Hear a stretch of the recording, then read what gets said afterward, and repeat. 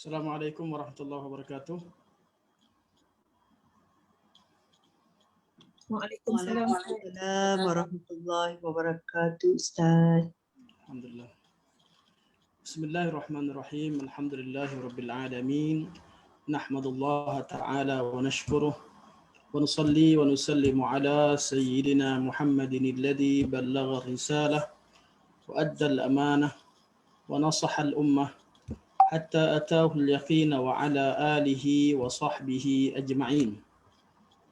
سبحانك لا علم لنا إلا ما علمتنا إنك أنت العليم الحكيم رب اشرح لي صدري ويسر لي أمري واحلل عقدة من لساني يفقه قولي أما بعد فإن أصدق الحديث كتاب الله وخير الهدي هدي محمد صلى الله عليه وسلم وشر الأمور محدثاتها وكل محدثة بدعة وكل بدعة ضلالة وكل ضلالة في النار ثم أما بعد. Yang dimuliakan Al-Fadil Al-Ustaz Pencetus Ummah Yusuf serta warga kerja Akademi Tadabbur Malaysia, tuan-tuan dan puan-puan muslimin muslimat yang dirahmati Allah. Hari ini kita akan membicarakan tentang tajuk yang telah kita bincangkan dua siri sebelumnya, iaitu berkaitan dengan kedudukan Nabi SAW sebagaimana yang digambarkan dalam Al-Quran Al-Karim. Pada dua pertemuan yang lepas kita telah membincangkan tiga sifat utama yang Allah Subhanahu Wa Taala sifatkan Nabi dengannya, iaitu bermula dengan sifat pertama, sifat al-ubudiyah. Sifat kedua ialah khuluqun azim. Sifat ketiga, sifat ar-ra'fah dan rahmah. Sifat ar-ra'fah dan rahmah. Dan hari ini kita masuk pada sifat yang keempat yang Allah Subhanahu Wa Taala berikan kepada Nabi SAW. Allah berfirman, Ya ayyuhan nabiyyu inna arsalnaka syahidan wa mubashiran wa nadhira wa da'iyan ila Allahi biiznihi wa sirajan munira. Wahai Nabi,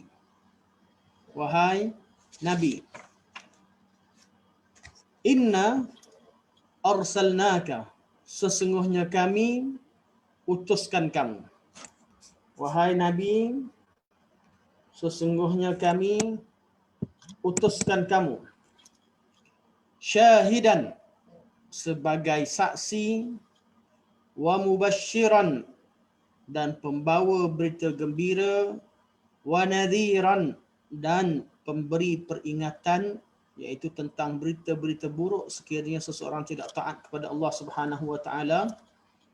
Wa da'iyan ila Allah, dan sebagai penyeru kepada jalan Allah Subhanahu Wa Taala, biiznihi, dengan izinnya, wa sirajam munira, dan sebagai siraj, sebagai lampu, munira, yang menerangi. Okey, ini yang disebutkan oleh Allah Subhanahu Wa Taala pada Nabi sallallahu alaihi wasallam. Berdasarkan kepada ayat ini, maka tajuk yang kita bawakan iaitu berkaitan dengan sifat Nabi sallallahu alaihi wasallam ialah Nabi disifatkan sifat sirajam munira. Sirajam munira maknanya lampu yang menerangi. Apakah erti Nabi sallallahu alaihi wasallam sebagai sirajam munira? Dari segi bahasa, perkataan siraj, kalau kita tengok kepada takrif bahasa, perkataan siraj ialah merujuk kepada cahaya ataupun lampu yang mempunyai sumber cahayanya yang tersendiri. Okay. Dalam bahasa, kalau kita tengok pada perkataan siraj ini adalah lampu atau cahaya yang disinar, yang dipancar daripada sumbernya sendiri. Itu perkataan as-siraj. Sebab tu dikatakan as-siraj ni dikatakan nurus siraj zati. Zati, kalau dalam orang Arab kalau sebut siraj saja, kalau belajar bahasa dia kata nurun zati. Nur yang datang daripada zatnya. Sebab itulah Allah Subhanahu Wa Taala menamakan matahari dengan siraj. Berbeza dengan nur. Nur ialah cahaya yang datang daripada atau terhasil daripada proses pantulan.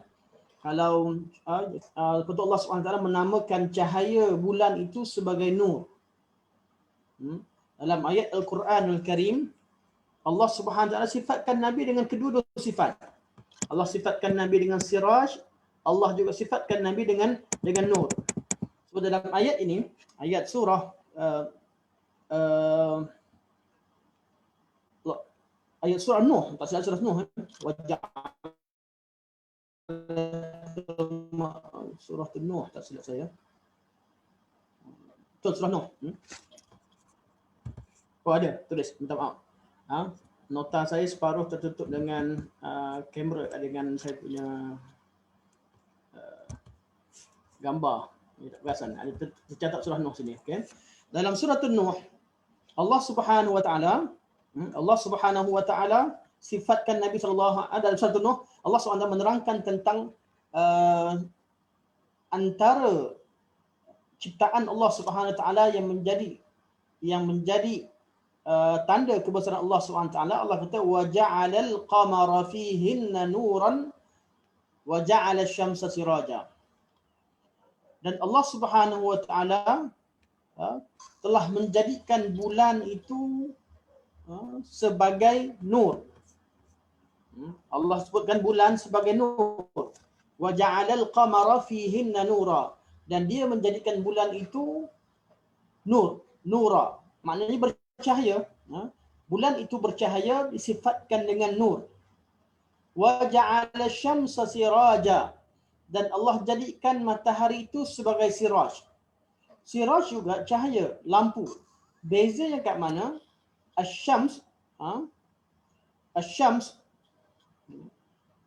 matahari itu sifatnya siraj kerana nurnya, cahaya itu datang daripada diri sendiri. Memang matahari keluarkan cahaya. Berbeza pada bulan, bulan itu adalah zatnya tidak memiliki cahaya, gelap, namun ia mampu memantulkan cahaya matahari. Nabi SAW disifatkan dengan kedua-dua sifat tersebut. Jadi apakah maknanya? Kita perlu lihat kepada pandangan ulama. Okay. Bila kita tengok kepada apa yang ulama sebut, kita dapati mereka seperti Az-Zamakhsyari rahimahullah wa ghafarallahu lah, beliau menerangkan erti siraj, ertinya adalah kenapa Allah samakan Nabi SAW dengan siraj. Kata Az-Zamakhsyari, fakama anna as-siraja yustada'u bi nurihi li izalati dhulumatil hissiyah, kadzalika ar-rasul sallallahu alaihi wasallam yuhtada bihi li izalati dhulumatil jahli wal kufri wad dhalal. Minta maaf. Az-Zamakhsyari sebut syabbahu bis-siraji li anna Allah jalla bihi dhulumatil syirki wa ihtada bihi ad-dallun. Kama yujalla dhulamul laili bisirajin muniri wa yuhtada bih. Saya tengok pada teks buku asal. Jadi kata Az-Zamakhsyari,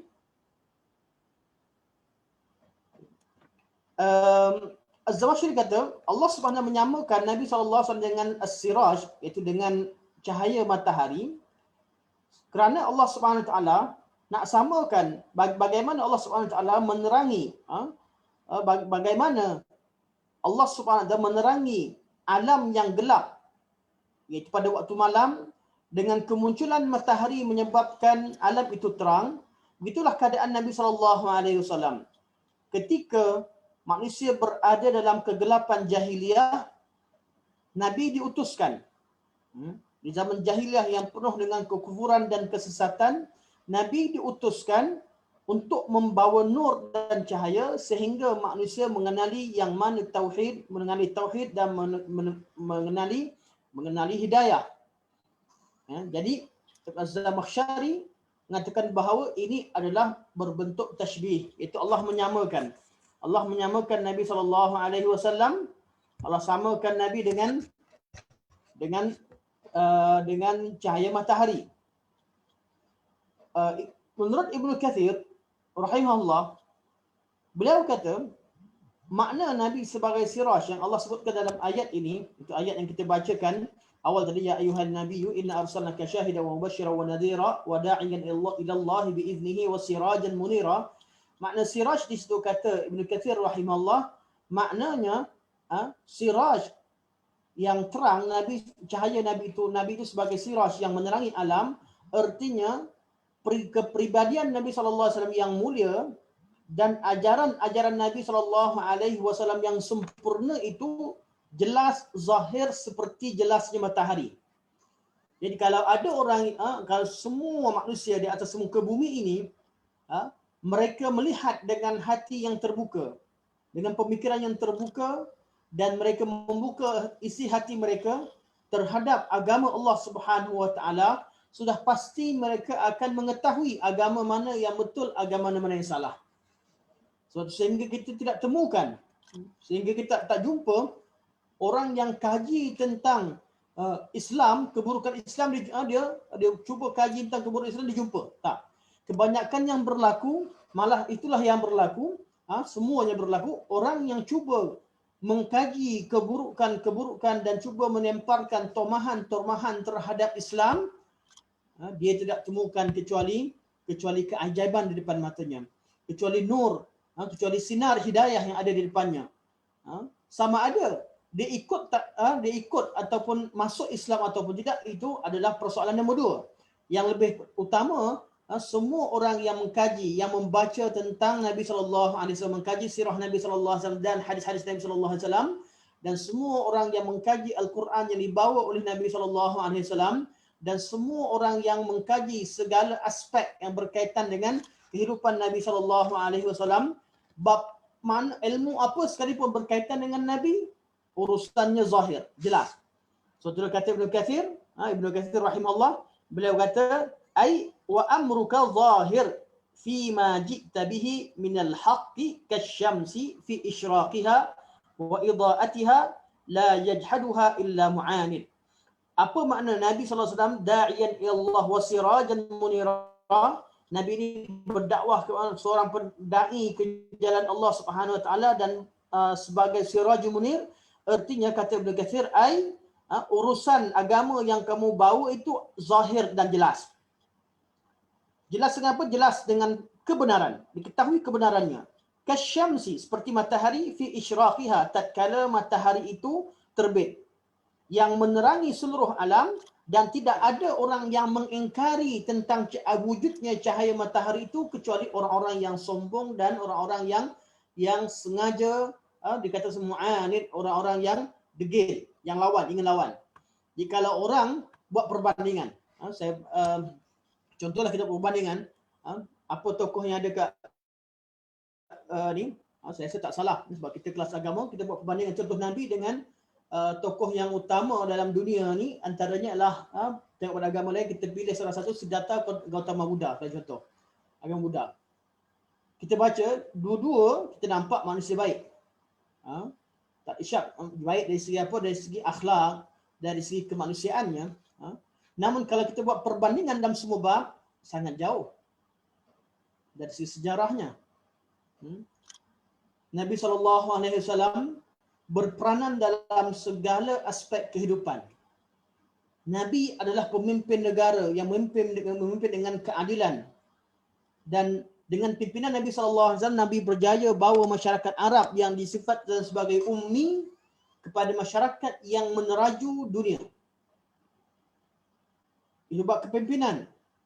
Nabi sebagai seorang suami yang bertanggungjawab, tak dapat disamakan dengan sedangkan Gautama Buddha. Saya tidak ingin kritik, tapi kita nak samakan Nabi SAW. Okay, Walaupun isteri Nabi ramai, keluarga Nabi besar, tapi semuanya merasakan bahawa itulah pimpinan yang terbaik. Tak pernah dinukilkan satu patah kata daripada isteri Nabi sekalipun, daripada mana-mana isteri Nabi SAW yang mampu ataupun terkeluar satu kritikan terhadap pribadi baginda SAW. Walaupun umat Islam sedia menerima segalanya. Kerana apa yang Nabi buat, umat Islam kata maksum dah, maksum. Maksud dia Nabi terpelihara. Apa yang Nabi buat itu sebagai syariat. Umat Islam tak, kalaulah orang kata apa yang Nabi buat, suatu perkara yang tak masuk akal sekalipun, dan tak wujudlah, tak wujud. Kalau ada sesuatu perkara yang Nabi buat yang otak, logik tak diterima sekalipun, umat Islam tetap terima. Sebab kita tahu bahawa Nabi takkan buat salah. Nabi itu maksum. Namun, isteri-isteri Rasulullah SAW tidak pernah meriwayatkan satu riwayat sekalipun mengkritik kepimpinan Nabi SAW dalam keluarga. Begitu juga hamba-hamba Nabi SAW ataupun khadam-khadam Nabi SAW. Tak ada seorang pun yang ada keliling Nabi yang dapat berikan kritikan terhadap Nabi SAW. Apatah lagi sahabat-sahabat Nabi SAW. Malah kritikan itu tidak ditemukan daripada orang-orang kafir yang ada di sekeliling Nabi SAW. Tak ada. Yang ada pada peringkat awal Islam, mereka cuba tuduh dengan pelbagai tuduhan dan tuduhan itu kembali kepada mereka. Allah jawab dan kita akan bincangkan nanti insyaAllah dalam kelas akan datang. Ada satu tajuk khas berkaitan dengan bagaimana Allah Subhanahu Wa Taala mempertahankan Nabi SAW tatkala ada orang yang cuba menyerang peribadi Nabi SAW yang Allah sebut wa rafa'na laka dzikrak, kami angkat nama baik kamu. Jadi Nabi SAW sirajam munira. Sifat Nabi sebagai siraj artinya memang pribadi Nabi dan ajaran yang Nabi SAW bawa itu ajaran yang jelas. Tinggal manusia ingin membaca ataupun tidak. Tinggal umat manusia ingin membuka pemikiran mereka dan hati mereka untuk mengikuti Nabi SAW ataupun tidak. Sebab itulah Allah SWT sifatkan Nabi dengan sirajam munira. Ini adalah pandangan Al-Imam Ibn Kathir rahimahullah dalam tafsir beliau, dalam kitab tafsir Ibn Kathir atau tafsir Quran Al-Azim. Kedua-duanya mempunyai wajah. Kerana Ibn Kathir rahimahullah, manhaj Ibn Kathir dalam banyak perkara, apabila Allah membicarakan satu perkara, kalau tak dikatakan, boleh disifatkan dengan makna zahir, akan disifatkan dengan zahir sebelum pergi kepada tashbih. Berbeza dengan manhaj al-Imam Ibn al-Zamakhsyari. Namun kedua-duanya tafsir ini ada dalam wujud dalam Al-Quran, dalam tafsir, dalam kitab-kitab tafsir, dan kedua maknanya adalah benar dan tidak bertentangan antara satu sama lain. Cuma kita dalam mempelajari bab ini kita dapat tahu bahawa Allah Subhanahu Wa Taala sifatkan Nabi sebagai siraj. Artinya Nabi itu sumber cahaya, sumber ilmu, kerana di dalam pribadi Nabi SAW, pribadi Nabi itulah yang menjadi ikutan. Jadi kenapa dikatakan siraj yang menjadi sumber? Sebab kalau kita nak tengok suatu kebenaran, pergi tengok Nabi.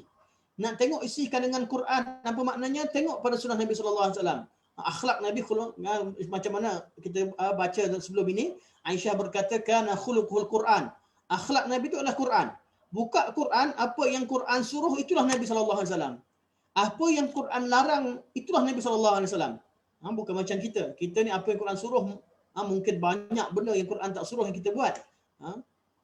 Dan banyak benda yang Quran suruh kita tinggalkan. Malah sebaliknya, apa yang Quran larang yang kita buat. Jadi akhlak kita belum lagi mengikuti Quran. Sedangkan Nabi SAW, Aisyah kata segala pribadi Nabi adalah Al-Quran, akhlak Nabi adalah Al-Quran. Okey, ini sifat pertama, siraj. Allah juga sifatkan Nabi dengan sifat yang kedua, dengan sifat nur. Sifat nur. Tersebut dalam surah Al-Ma'idah.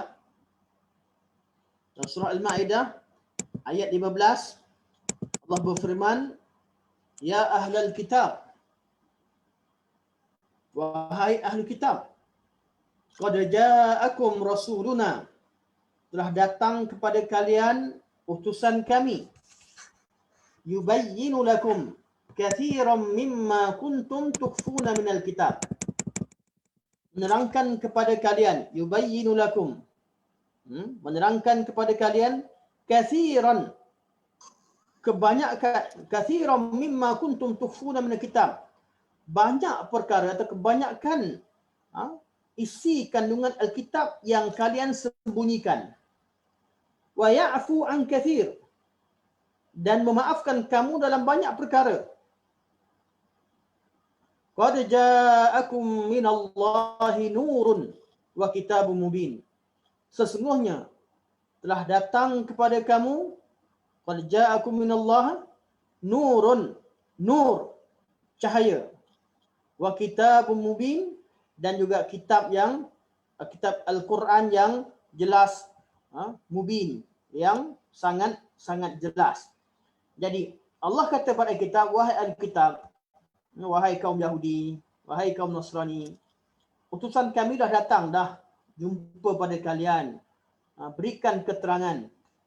Ayat ni ayat yang orang kata bahasa Allah dengan lembut. Allah berkata kepada mereka, ahli kitab, Allah kata Yahudi ni nampak Nabi saja dia tahu itu Nabi dan Rasul. Tak payah Nabi bercakap pun mereka dah tahu. Allah kata alladzina atainahumul kitaba ya'rifunahu kama ya'rifuna abna'ahum. Orang-orang yang kami berikan mereka Alkitab, mereka mengenali Muhammad sallallahu alaihi wasallam itu seperti mereka kenal anak mereka sendiri. Jadi kalau Nabi sallallahu alaihi wasallam tak datang, tak bercakap dengan mereka pun, sepatutnya mereka dah beriman, sebagaimana yang berlaku kepada beberapa orang pendeta mereka, antara Abdullah bin Salam. Nampak Nabi, ya, tahu ini Nabi, dan terus datang masuk Islam. Sebab apa? Sebab Nabi tak payah cakap pun lagi. Kitab mereka dah terangkan dengan jelas dan nyata sifat Nabi sallallahu alaihi wasallam. Dalam kitab mereka dah menerangkan tentang sifat-sifat Nabi sallallahu alaihi wasallam, dan mereka nampak saja Nabi, mereka tahu itu adalah Rasulullah yang dimasukkan dalam kitab mereka. Malah kedatangan mereka ke Madinah sekalipun adalah untuk tujuan asalnya adalah untuk membantu Rasul sallallahu alaihi wasallam.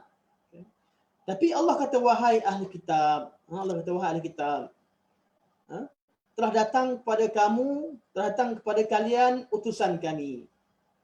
Apa yang utusan ini buat? Yubayyinu lakum. Utusan ini terangkan kepada kamu, memperjelaskan kepada kalian kathiran mimma kuntum tukhfuna min kitab, banyak isi kandungan kitab yang kalian sembunyikan.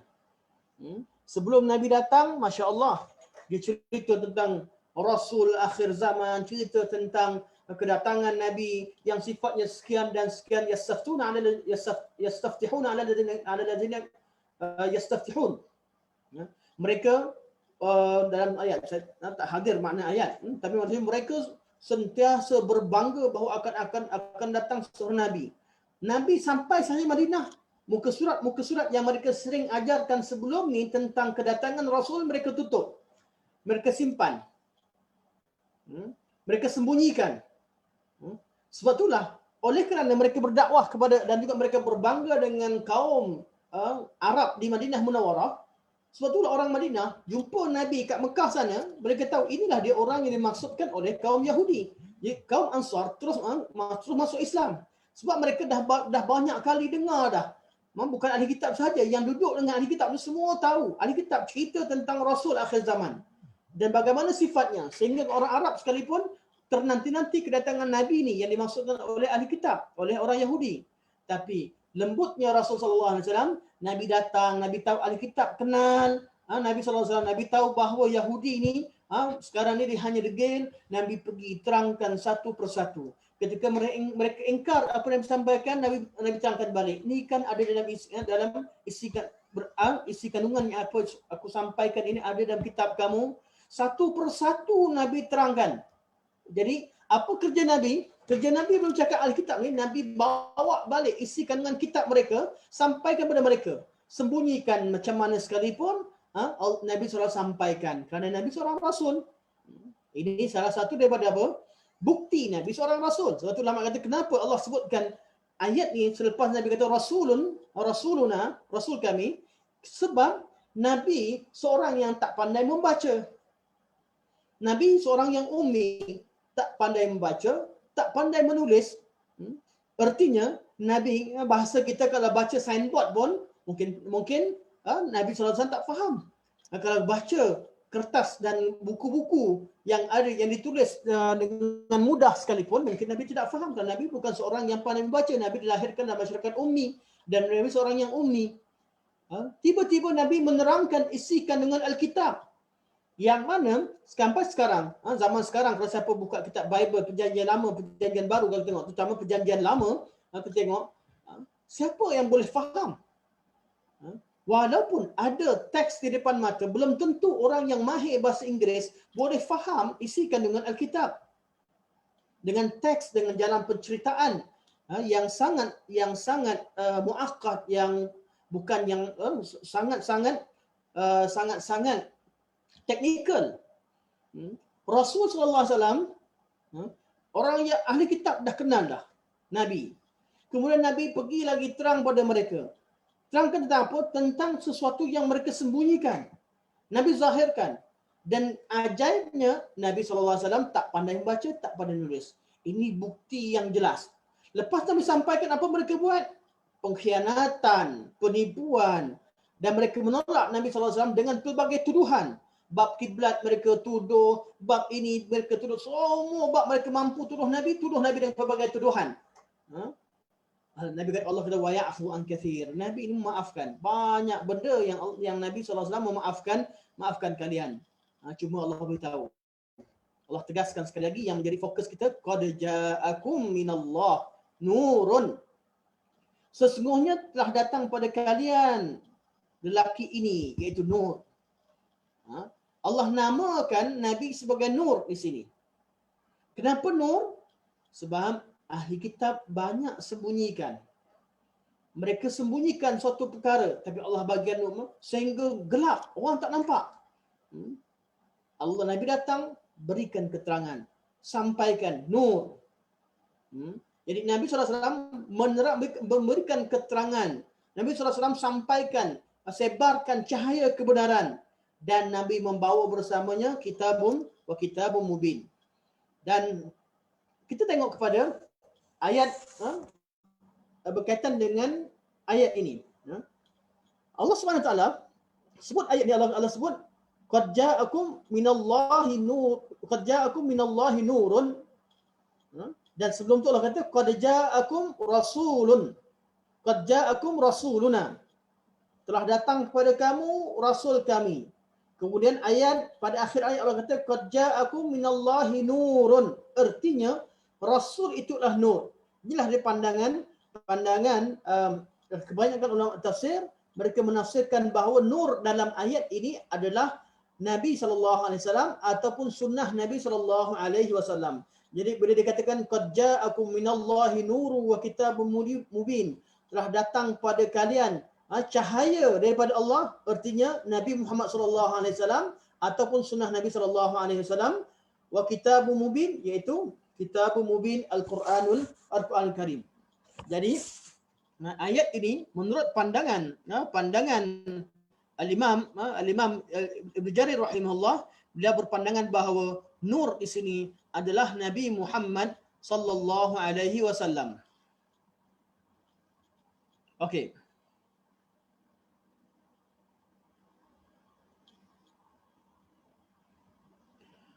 Kemudian kita tengok pada ayat surah Maidah. Ayat yang sama ni bila Allah kata ya ahlal kitab qad ja'akum rasuluna yubayyinu lakum katsiran mimma kuntum tukfuna minal kitab wa ya'fu an katsir qad ja'akum minallahi nurun wa kitabun mubin. Allah sambung. Allah kata yahdi bihillahu man ittaba'a ridwanahu subulas salam. Kenapa dikatakan nur mubin? Keterangannya di ayat seterusnya, ayat 116. Allah kata yahdi bihillah. Dengan Nabi Muhammad SAW Allah memberi petunjuk. Bagi siapa? Manittaba'a ridwanahu subulas salam. Bagi siapa yang mengikuti manittaba'a ridwanahu, mengikuti keredaannya, iaitu keredaan Allah Subhanahu wa taala.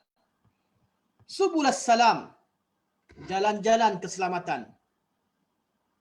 Ini tugas Nabi yang pertama. Okay, sebelum kita baca ayat ini secara detail, ayat yang pertama Allah sifatkan Nabi dengan sifat nuru wa kitabun mubin. Ayat 115. Ayat 116 Allah terangkan fungsi Nabi sebagai nurun wa kitabun mubin apa dia? Ada 3 fungsi. Ada tiga fungsi seperti dalam ayat ini.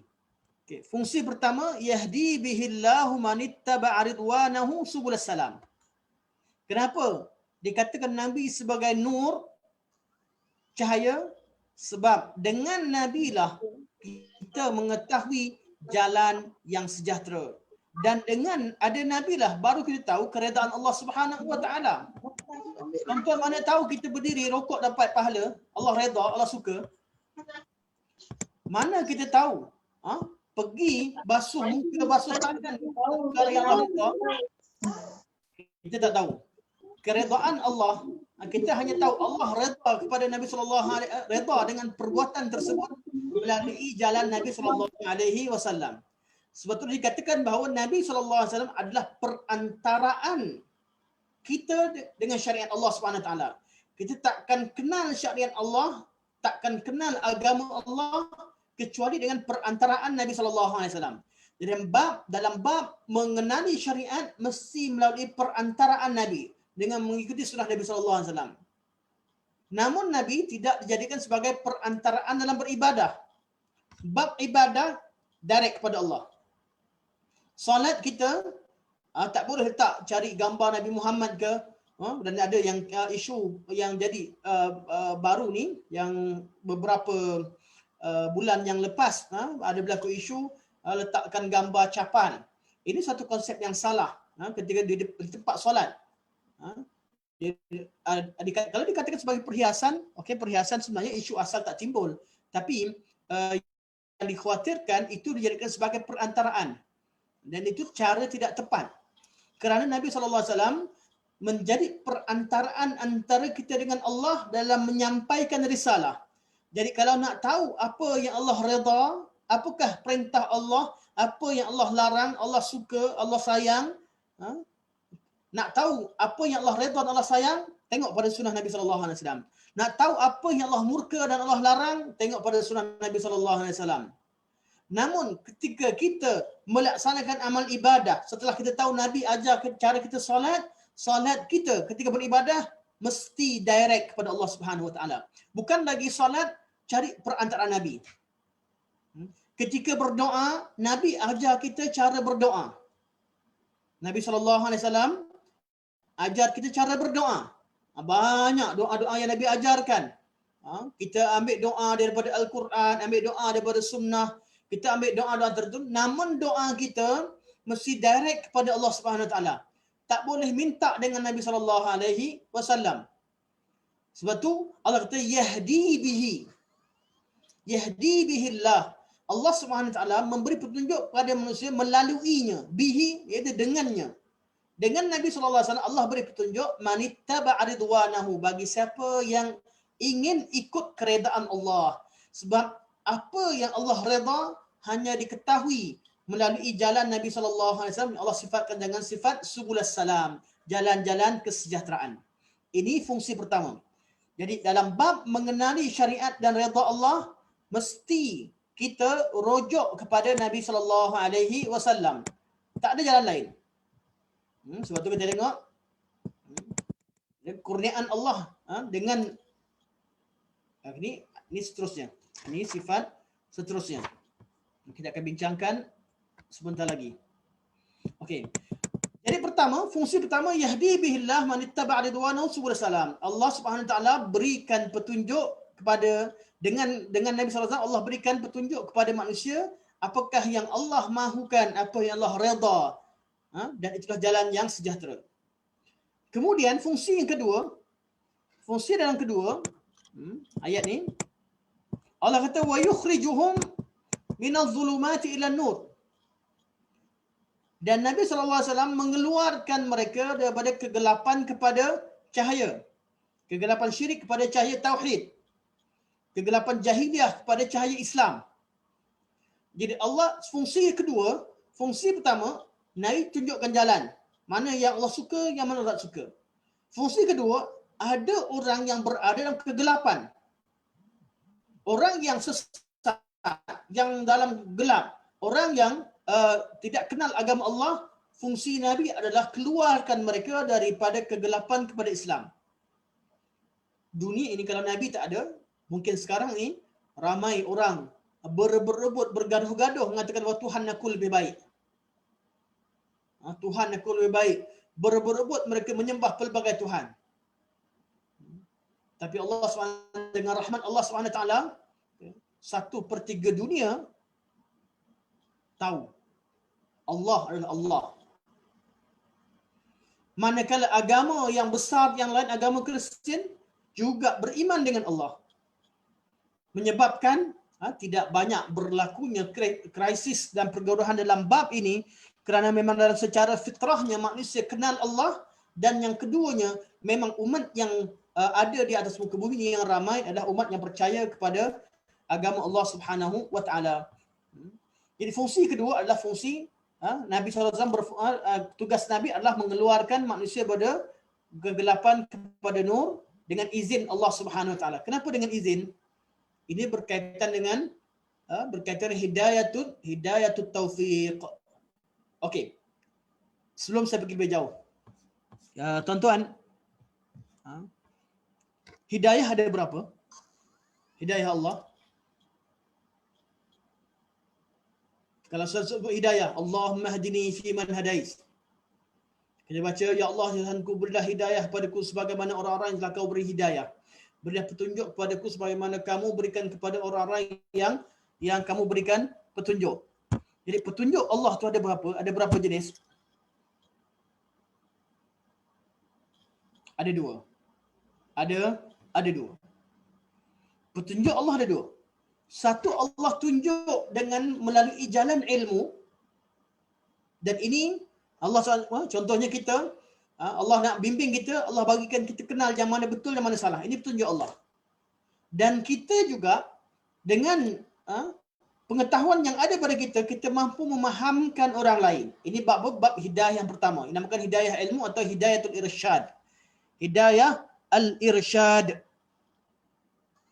Hidayah yang kedua ialah hidayatul taufiq. Hidayatul taufiq adalah Allah bimbing kita dengan memberikan kekuatan pada kita untuk mengamalkan ilmu yang kita tahu. Kita nak berubah. Kita nak ikut.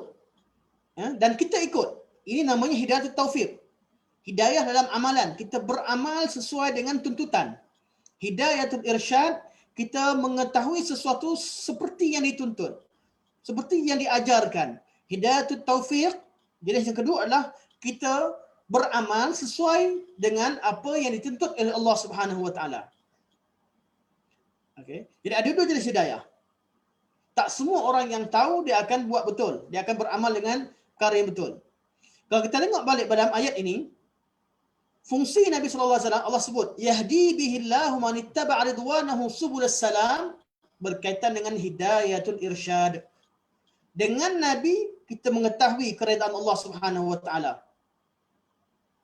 Manakala fungsi kedua, wa yukhrijuhum minadh-dhulumati ilan nur, mengeluarkan mereka daripada kegelapan kepada cahaya, Allah kata biiznihi, dengan izin Allah. Izin Allah.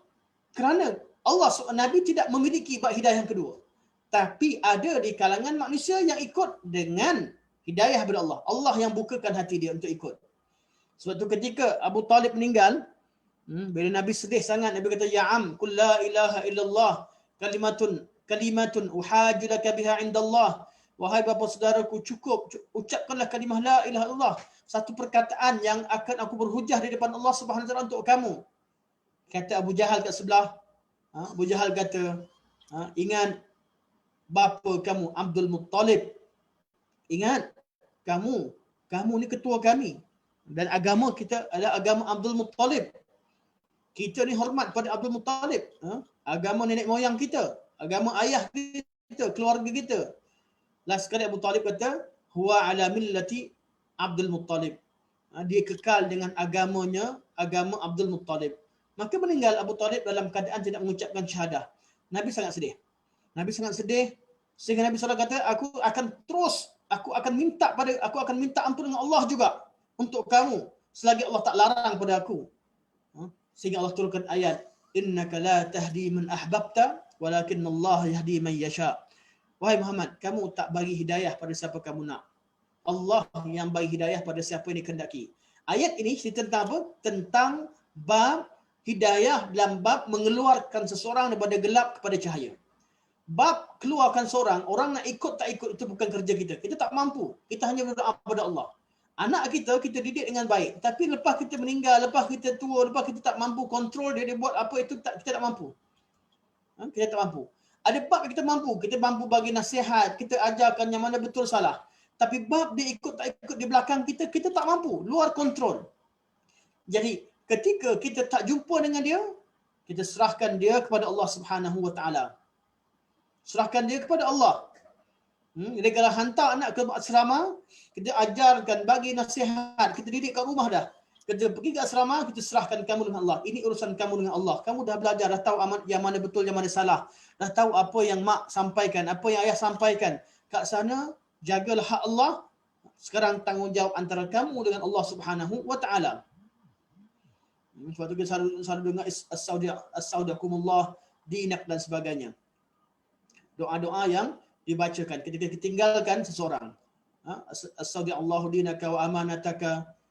Aku tinggalkan kamu bersama dengan Allah, agama kamu dan juga simpanan barang-barang tinggalan kamu dan sebagainya. Bila kita buat sesuatu, kita usaha sesungguhnya, apa yang berlaku seterusnya serahkan pada Allah Subhanahu Taala. Begitu juga bab hidayah. Bab hidayah, terangkan pada manusia yang mana Allah redha, yang Allah suka. Itu tugas pertama kita. Tugas kedua ialah ajak mereka betul-betul untuk keluarkan mereka dari kegelapan kepada cahaya. Ini tugas kita. Namun ianya tidak akan berlaku suatu kejayaan kecuali biiznihi, dengan izin Allah Subhanahu Wa Taala.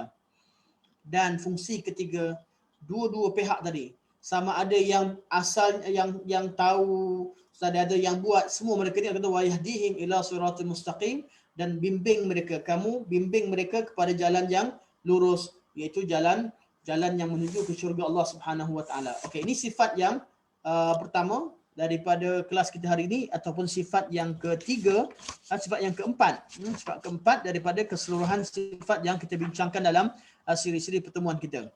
Ini sifat Nabi.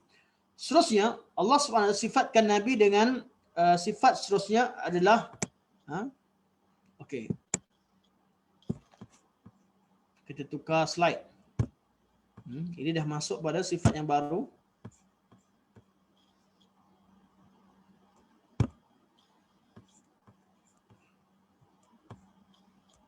Kita share skrin baru. Okay. Seterusnya, sifat yang keempat yang Allah Subhanahu sifat kelima yang Allah sifatkan Nabi sallallahu alaihi wasallam dengannya adalah sifat Nabi disifatkan sebagai minnah. Nabi ini adalah minnatum minallah. Nabi adalah suatu kurniaan Allah yang terbesar kepada orang-orang beriman. Di sifat yang kelima, Nabi ni Allah sifatkan dengan sifat minnah. Allah kata laqad mannallahu 'alal mu'minin.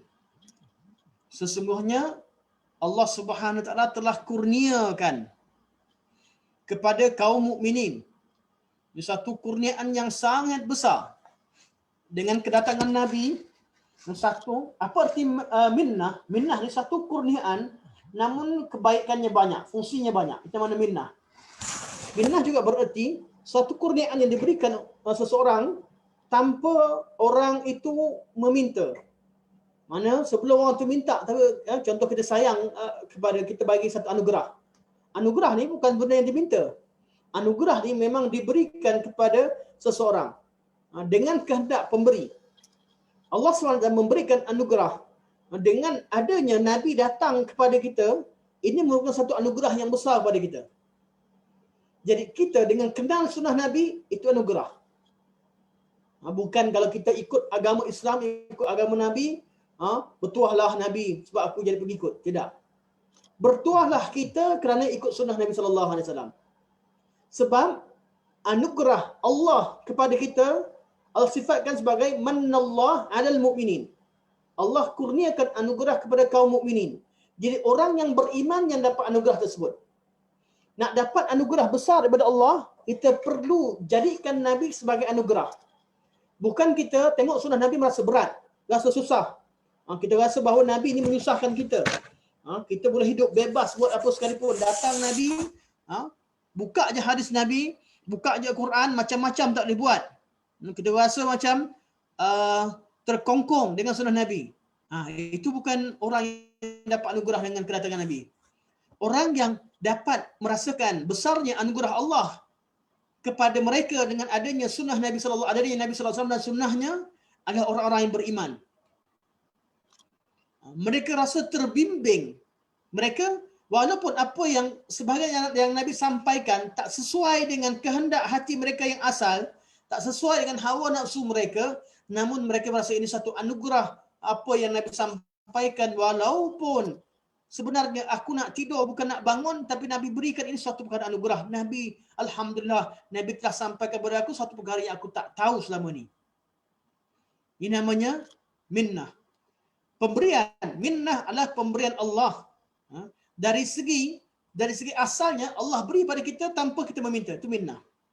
Dari segi kesannya minnah, suatu pemberian yang sedikit ataupun yang satu pemberian minnah, namun kebaikannya sangat banyak. Kebaikannya sangat banyak. Apakah kebaikan dengan putusan Nabi kepada orang Islam? Terlalu banyak. Terlalu banyak. Kebaikan yang utama, yang semua kita tahu, kita ni orang manusia biasa. Tapi disebabkan Allah Subhanahu Wa Taala kurniakan Nabi kepada kita, Allah kata kuntum khaira ummatin ukhrijat linnas ta'muruna bil ma'ruf wa tanhauna 'anil munkari wa tu'minuna billah. Sesungguhnya kalian sebaik-baik umat. Masya-Allah.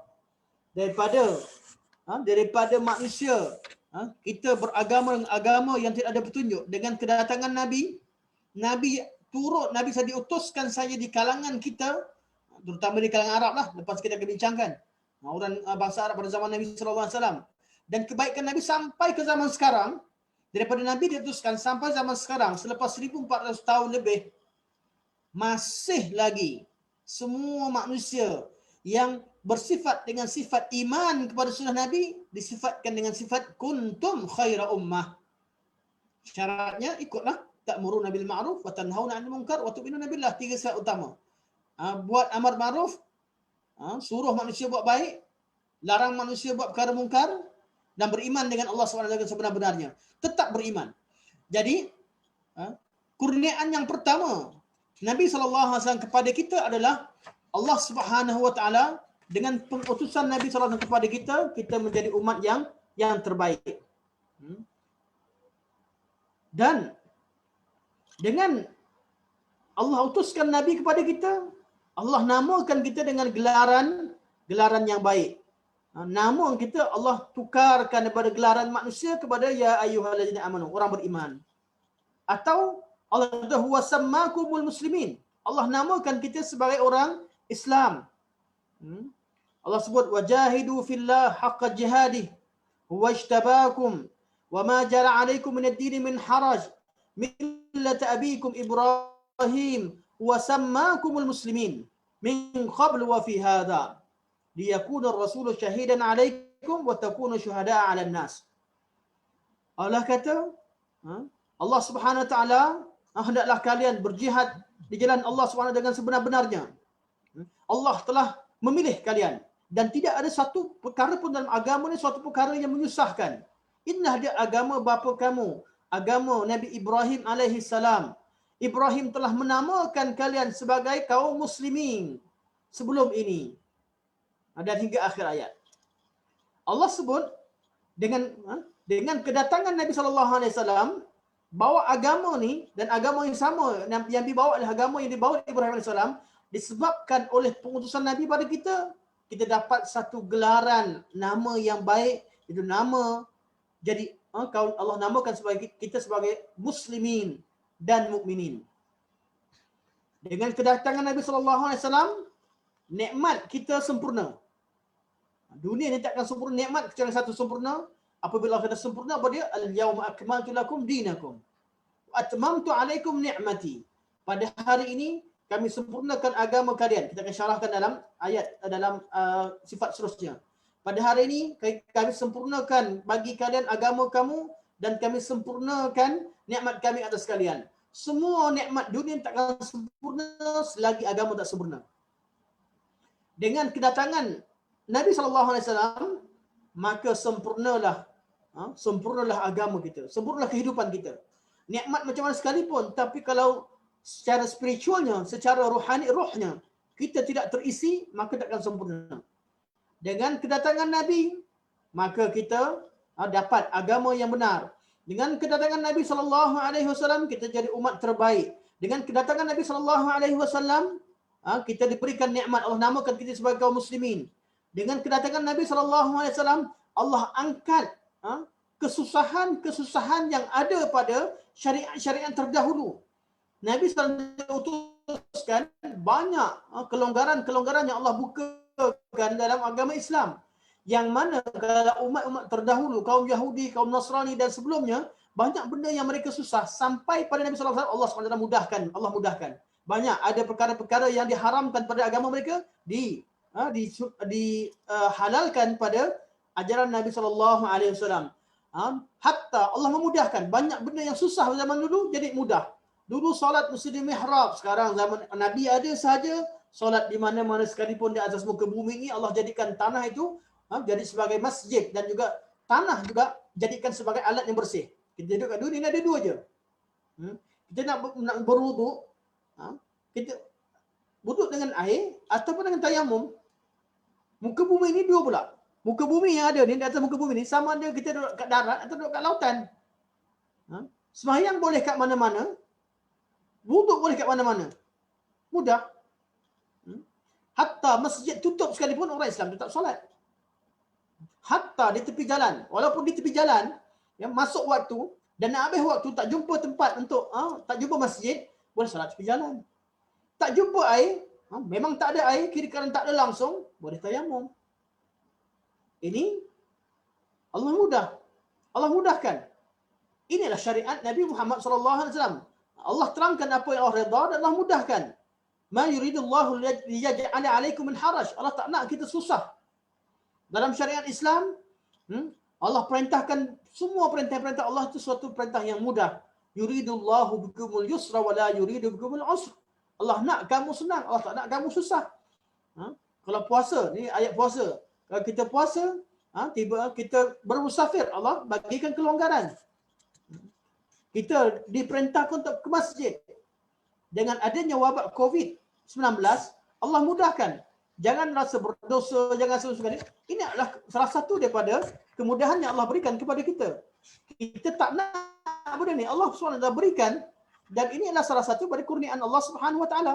Memang agama yang mudah, agama yang mudah. Dengan solat dan banyak lagi perbincangan berkaitan dengan tajuk apakah yang dimaksudkan bahawa Nabi SAW datang membawa Nabi SAW itu satu kurniaan yang besar. Dengan ada seorang Nabi, maka banyak perkara yang berubah.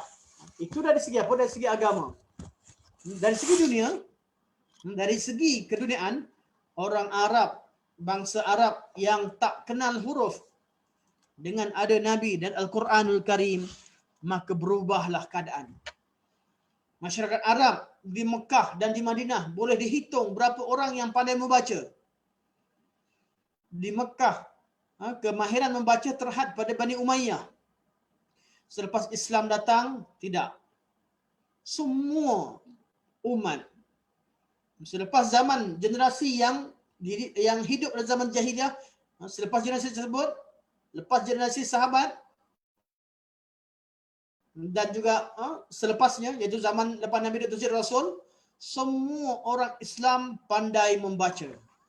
Bukan sekat membaca, mereka membaca kalam yang paling mulia, mereka menghafal kalamullah, mereka mencatat adanya kutabul wahyu, orang-orang yang tulis wahyu, kemudian anak-anak murid mereka, sehinggalah tercatatnya, terbukunya kitab-kitab, sehingga terbukunya hadis-hadis Nabi SAW, terbukunya Al-Quran, terbukunya hadis, kemudian terkaranglah satu karangan yang mana maktabah ataupun library ilmu Islam itu satu maktabah yang mengandungi ensiklopedia ilmu dalam semua bab, daripada bangsa yang tak dikenali, daripada bangsa yang tidak kenal huruf, berubah jadi bangsa yang memimpin dunia, dan bangsa yang mengenali huruf, bangsa yang mengetahui segala ilmu. Sehingga pada zaman-zaman seterusnya semua ilmu dunia diterjemahkan dalam bahasa Arab, dan bahasa Arab mempengaruhi bahasa dunia.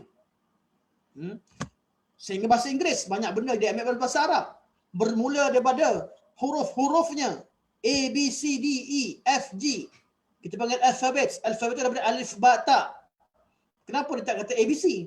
Dia alfabet, alif, ba, ta. Pengaruh. Jadi pengaruh bahasa. Daripada mempengaruhi budaya, mempengaruhi budaya intelektual. Semua sekali puncanya daripada Rasulullah SAW. Kita akan bacakan lagi kata-kata Ja'far bin Abi Talib tatkala menjawab soalan Raja An-Najashi. Okey, kita tengok pada ayat ni. Allah kata laqad manallahu 'alal mu'minina idz ba'atha fihim rasulan. Sesungguhnya Allah Subhanahu wa taala telah memberikan satu kurniaan yang besar kepada kaum mukminin tatkala Allah utuskan kepada mereka seorang rasul min anfusihim, daripada kalangan mereka sendiri. Yatlu 'alaihim ayatihi. Lelaki rasul tadi, utusan tadi membacakan kepada mereka ayat-ayat Allah. Wa yuzakkihim, dan sucikan jiwa mereka. Wa yu'allimuhumul kitaba wal hikmah, dan dia mengajarkan kepada mereka Alkitab dan Al-Hikmah, iaitu Al-Quran dan Sunnah. Wa in kanu min qablu la fi dhalalin mubin, dan sesungguhnya mereka sebelum itu di kalangan orang-orang yang berada dalam kesesatan yang nyata. Okay, ini jelas. Ini jelas. Fungsi Nabi SAW dalam ayat ini Allah sebut dengan 4 fungsi. Kurniaan Allah terhadap kaum mukminin dengan pengutusan Nabi itu ada 4 kategori dalam ayat ini yang kita akan pecahkan kemudian insya-Allah. Kita akan pecahkan sebentar lagi. Pertama, kurniaan yang besar ni sifat Nabi ketika Allah kata minnah, laqad manallahu 'alal mu'minin. Allah telah memberikan satu kurniaan besar pada kaum mukminin. Kurniaan tersebut kurniaan yang memudahkan, yang menyenangkan. Pertama, min anfusihim, terdiri dari kalangan manusia. Mana anfusihim di sini kalau diartikan bahawa kaum mukminin ini kalangan manusia, Nabi ini kalangan manusia. Nabi bukan di kalangan malaikat yang tak lapar, yang tak makan, yang tak minum, yang tidak ada nafsu. Nabi SAW manusia seperti kita. Semua sifat kemanusiaan ada pada Nabi. Kalau Nabi SAW mampu buat satu benda, kita pun mampu. Kecuali bab mukjizat. Bab mukjizat kita tak mampu ikut. Dan kita pun tak disuruh untuk ikut. Dan kecuali bab khususiah. Bab khususiah, Nabi buat, susah payah Nabi buat, kita tak perlu ikut. Begitu juga bab-bab yang spesifik. Okay. Nabi SAW, bab yang Nabi buat dan kita disuruh ikut, kita mudah nak ikut. Sebab apa? Sebab Nabi di kalangan manusia. Bab mukjizat kita tak disuruh ikut. Kita tak payahlah nak fikir macam mana kita nak pergi ke Palestin dengan satu malam. Tak sama satu malam. Kita sekelip mata nak naik burak. Tak payah pergi reka burak. Cerita kapal terbang tu cerita kemudian. Itu tak ada kaitan cerita mukjizat dulu. Itu kita mengiyakan. Tapi kita naik kapal terbang bukan ikut sunnah. Bukan ikut sunnah Nabi. Naik kapal terbang ni adalah benda yang harus. Kalau pergi ke haji gimana, sunnahlah, baiklah. Benda baik. Membawa kebaikan. Tapi tak adalah benda dunia. Dalam si perbincangan agama, tak ada kaitan kapal terbang ke, tak ada kapal terbang ke, kita tak disuruh ikut pun. Kita tak disuruh untuk berusaha naik ke langit. Kalau naik ke langit nak pergi kaji astronomi, jadi pakar astronomi, tak apalah. Jadi pakar angkasa, tak apa. Pakar kaji angkasa. Tapi bab agama, Quran tak tuntut, tak wajibkan kita, tak suruh kita ikut bab-bab ni. Nabi bagi mukjizat Nabi. Nabi keluarkan air daripada celah jari. Tak perlu kita ikut. Sebabnya bab mukjizat. Tapi yang kena kita ikut bab syariat. Okey, sebab tu. Sebagai nota. Kalau yang ada sediakan nota, tulis. Ada beberapa ilmu yang kita perlu tahu. Untuk kenal Nabi ni. Untuk kenal Nabi ni, ada 5 ilmu utama yang perlu kita tahu. Maksudnya kalau kita sayang Nabi dan kita nak kenal Nabi dengan lebih dekat, kita kena belajar ilmu-ilmu ni. Semuanya pecahan daripada ilmu sunnah dan juga sirah. Lebih pada sirah. Tapi saya berikan 5 ilmu yang penting untuk kita tahu. Kalau kita nak buat kelas, contohnya berlaku orang nak salah faham terhadap Nabi sebagainya. Nak kenal Nabi kena kaji 5 ilmu. Ilmu pertama dinamakan sebagai ilmu syama'il. Minta maaf tak ada kat nota. Ini ilmu datang. Ilmu syama'il. Kenal peribadi Nabi SAW dari segi kejadian dan juga perangainya. Macam mana muka Nabi, macam mana mata Nabi, macam mana hidung Nabi, macam mana mulut Nabi, macam mana dada Nabi SAW, macam mana bentuk perut Nabi SAW, berapa ketinggian Nabi SAW, ada berapa helai janggut Nabi yang berwarna putih, panjang mana janggut Nabi SAW, segmen Nabi macam mana, rambut Nabi panjang ataupun pendek, kalau masa panjang sampai mana, masa pendek sampai mana, Nabi pernah cukur ataupun tidak, Nabi pakai baju apa, warna apa yang Nabi suka, Nabi sikat rambut macam mana, Nabi pakai selipar macam mana, selipar dan capal Nabi bentuknya macam mana, kemudian apa yang perlu kita buat, macam mana cara pakai selipar ikut sunnah Nabi SAW, macam mana kita nak pakai minyak wangi. Ini semua nama ilmu syama'il, iaitu berkaitan dengan sifat-sifat kejadian Nabi SAW dan juga aktiviti harian Nabi SAW, iaitu perangai Nabi SAW ataupun kelakuan Nabi SAW. Ini sifat syama'il. Nabi jalan laju, Nabi jalan dan sebagainya. Sejauh mana lajunya. Ini ilmu pertama, ilmu syama'il. Siapa nak kenal peribadi bab ni, pergi buka kitab syama'il. Fungsi syama'il, ilmu syama'il ada yang sebahagiannya kita perlu ikut, sebahagiannya kita bebas ataupun kita diberikan keadaan harus untuk kita ikut, dan dia tak jadi pahala kecuali kalau kita niatkan untuk dapat pahala atau untuk dapat redha Allah. Contoh pakai jubah. Pakai jubah ni Nabi tak suruh pun kita ikut Nabi pakai jubah. Saya kisah pakai jubah sebagai contoh.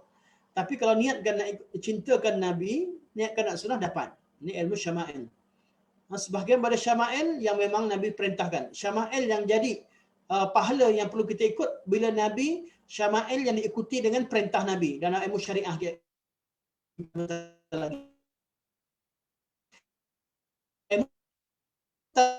Ilmu syama'il. Ilmu yang kedua, ilmu dalil, artinya